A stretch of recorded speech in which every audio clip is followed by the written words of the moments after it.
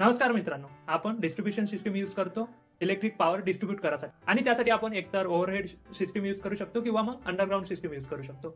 पण जे underground system आहे त्याला आपण 66 केव्ही पर्यंत यूज करतो. तुम्हाला सांगायचं आहे की आपण जे ओव्हरहेड सिस्टम यूज करणार आहे डिस्ट्रीब्युशनसाठी तर ते आपण किती केव्ही पर्यंत यूज करू शकतो किंवा त्याची काही लिमिट नाही आहे, ते तुम्हाला कमेंट सेक्शन मध्ये लिहायचं.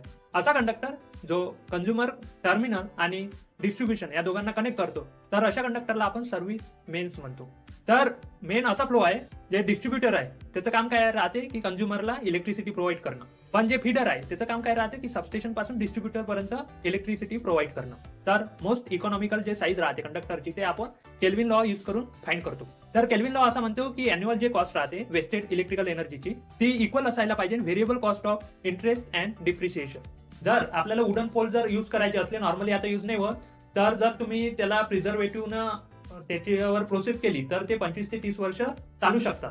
तर इलेक्ट्रिक पॉवर ट्रान्समिशन आणि डिस्ट्रीब्युशन मध्ये आपण अॅल्युमिनियम कॉपर स्टील यापैकी काही पण यूज करू शकतो. पण नॉर्मली आपण अॅल्युमिनियम यूज करतो. जे आरसीसी पोल्स आहे ना त्याची जे स्पॅन राहते ते राहते 80 ते 100 मीटर पर्यंत.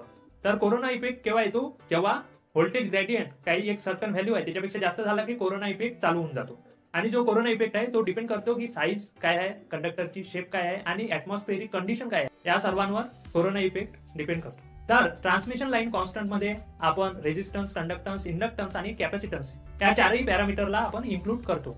तर हे होते काही इम्पॉर्टंट पॉईंट. असेच इम्पॉर्टंट पॉईंट जर तुम्हाला रेग्युलर बेसिसवर पाहिजे नसेल तर या चॅनलला सबस्क्राईब करून घ्या आणि आपला टेलिग्राम चॅनल आणि ग्रुप आहे त्यांना पण जॉईन करायला विसरू नका. दररोज दुपारी 12 वाजता आणि रात्री 8 वाजता एक क्विजचं चॅनल आहे, तिथे रोज क्विज होतो, तो पण तुम्ही अटेम्प्ट करू शकता. प्रिपरेशन मध्ये काही पण डिफिकल्टीज येत असेल तर तुम्ही पेड 1-to-1 मेंटरशिप प्रोग्राम पण घेऊ शकता. सगळ्याचे लिंक्स तुम्हाला डिस्क्रिप्शन बॉक्स मध्ये, कमेंट सेक्शन मध्ये आणि अबाउट सेक्शन मध्ये भेटून जाईल. तिथून तुम्ही जॉईन होऊन जा. फ्री जॉईन करायचं असेल तर फ्री जॉईन करा, पेड जॉईन करायचं असेल तर पेड जॉईन करा. आणि जर तुम्हाला असे इम्पॉर्टंट पॉईंट नेहमीसाठी पाहिजे नसेल युट्यूबवर तर कमेंट्स मध्ये नक्की लिहायला विसरू नका की हे सिरीज कंटिन्यू करायची की नाही करायची. तर भेटूया नेक्स्ट व्हिडिओ मध्ये. तेव्हापर्यंत जय हिंद, जय महाराष्ट्र.